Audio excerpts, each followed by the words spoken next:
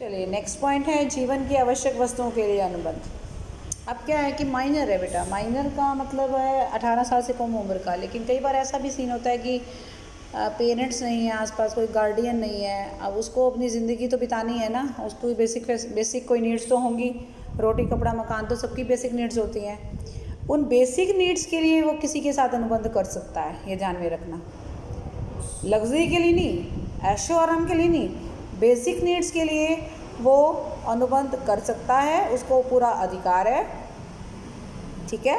और जिस व्यक्ति से वो वस्तु या संपत्ति खरीदता है उस व्यक्ति को पैसा भी देना चाहिए उसको। लेकिन मान लीजिए अगर उसके पास पैसा नहीं है, यानी वो अनुबंध पूरा नहीं कर पा रहा है, तो वो पर्सनली जिम्मेदार नहीं है। उसकी संपत्तियों में से अगर उसके पास उसके माँ बाप या उसके दादा दादी उसके नाम पे कोई संपत्ति छोड़ गए हैं या है उसके नाम पे, उस संपत्ति में से उन आवश्यक वस्तुओं की कीमत वसूल करने का अधिकार है दूसरे पक्षकार को। लेकिन उसको पर्सनली आप ना किसी कोर्ट में लेके जा सकते, ना उसके खिलाफ कोई एक्शन लेते। तो फिर से बता रही हूँ, जीवन को बिताने के लिए या ज़िंदगी गुजारने के लिए जो भी आवश्यक चीज़ें होती हैं, उन आवश्यक वस्तुओं के लिए वो ज़रूर अनुबंध कर सकता है। उस अनुबंध की पूर्ति के लिए अगर उसके पास पर्याप्त पैसा नहीं है तो वो पर्सनली लायबल नहीं होगा, उसकी संपत्ति ही लायबल होगी। और अगर मान लीजिए किसी के पास कोई संपत्ति भी नहीं है तो भैया फिर तो राम भरोसे गाड़ी चलेगी। जो दूसरा पक्षकार है अब वो आराम से फिर बैठे, उसके पास अब कोई चारा नहीं है, कोर्ट में वो जा नहीं सकता, ठीक है। ये आपका सीन रहेगा, इसमें आप सारी बातें इसमें बता सकते हो। आवश्यकता की वस्तुओं में लग्जरी नहीं होती है, नौकर चाकर नहीं है, उसमें कोई गाड़ी बंगले नहीं है, उसमें बेसिक फैसिलिटीज़ हैं, ठीक है, समझा। बेसिक फैसिलिटीज़ में अगर आपको कहीं आना जाना है, मकान का किराया देना है, रोटी है, कपड़ा है, दवाइयाँ हैं, ये बेसिक नीड्स हैं हमारी, ठीक है। तीसरे नंबर पे आ रहा है अवयस्क द्वारा अपनी भलाई के लिए अनुबंध करना। अब अवयस्क की भलाई किस में है? ऐसे देखो, भलाई की डेफिनेशन वैसे सबकी अलग अलग है, लेकिन यहाँ पर भलाई का मतलब वही बेसिक नीड्स से ही है कि बेसिक चीज़ें पाने के लिए इंसान क्या करता है, नौकरी करता है ना। अब बंदे को पैसा कमाना है, क्यों कमाना है? क्योंकि अपनी आवश्यकताएं पूरी करनी है। अब यहाँ पर उन आवश्यकताओं का मतलब भी बेसिक नीड्स से ही है कि अपने जीवन को सही ढंग से चलाने के लिए उसको नौकरी भी करनी है, उसको पैसा भी कमाना है।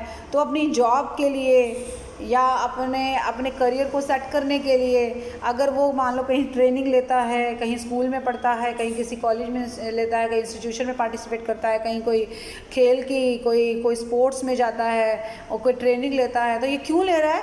क्योंकि वो उसकी वजह से अपने जीवन को सही ढंग से चलाना चाहता है। तो ये उसकी भलाई के लिए, मतलब कोई गलत काम तो नहीं कर रहा ना। तो उसके लिए अगर वो कोई अनुबंध करता है तो वो भी हमारा जो है वो वैलिड है, वो इलीगल या वो व्यर्थ नहीं है, ठीक है। जैसे मान लो जी आप खिलाड़ी बनना चाहते हैं तो उसके लिए आपको कोचिंग की ज़रूरत है। आप कोच आपको ऐसे नहीं देगा कोचिंग, वो चार्ज करेगा, तो उसके साथ आप अनुबंध कर रहे हैं कि भाई मैं आपको पैसा इस हिसाब से दूंगा। लेकिन कल को मान लो तुम पैसा ना दे पाए, आप पेमेंट नहीं कर पाए, तो वो आपकी प्रॉपर्टी में से ही पेमेंट जाएगी अगर होगी तो, और अगर नहीं होगी तो आपके खिलाफ पर्सनली कोई एक्शन नहीं होगा। नेक्स्ट आ रहा है अवयस्क के माता पिता या संरक्षक या गार्डियन जो उसके लिए अनुबंध करते हैं, बिल्कुल कर सकते हैं सर। अवयस्क, अभी ये जो ऊपर वाली सीन आपने देखे हैं ना, ये सारे तब कर रखे हैं जब अवयस्क के आसपास ना तो माता पिता हैं ना संरक्षक है एक तरह से। लेकिन अगर माता पिता या संरक्षक होते हैं यानी गार्डियन होते हैं तो वही अवयस्क के बारे में बात करते हैं ना, वही अपने बच्चे का ध्यान रखते हैं। तो उसके फ़ायदे के लिए उसके पेरेंट्स या उसके गार्डियंस उसकी तरफ से अनुबंध कर सकते हैं, उसके फ़ायदे के लिए अनुबंध कर सकते हैं, उसकी भलाई के लिए अनुबंध कर सकते हैं। और ये अनुबंध जो है अवयस्क की भलाई के लिए ही होना चाहिए और अवयस्क की तरफ से ही होना चाहिए देखा जाए तो।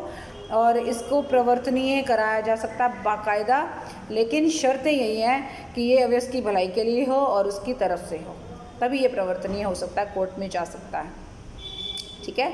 जैसे अपने बच्चे की नौकरी के लिए कोई अनुबंध करते हैं, शादी के लिए कोई अनुबंध करते हैं, तो वो मान्य होता है।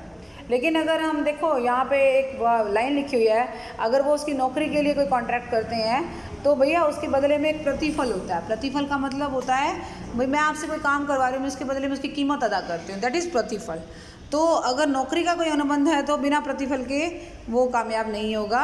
लेकिन कुछ अनुबंध ऐसे है, जैसे शादी है। अब आजकल तो चलो ये हो गया ना कि शादी वादी लोग पैसा लेकर, कमीशन लेकर जैसे वो मैरिजेस करवाते हैं, लेकिन जनरली ये माना जाता है कि शादी जैसी चीज़ें जो हैं वो प्रतिफल के अभाव में भी प्रतिफल के अभाव में ही होनी चाहिए, मतलब उसमें प्रतिफल का ना कुछ नहीं सीन नहीं होना चाहिए।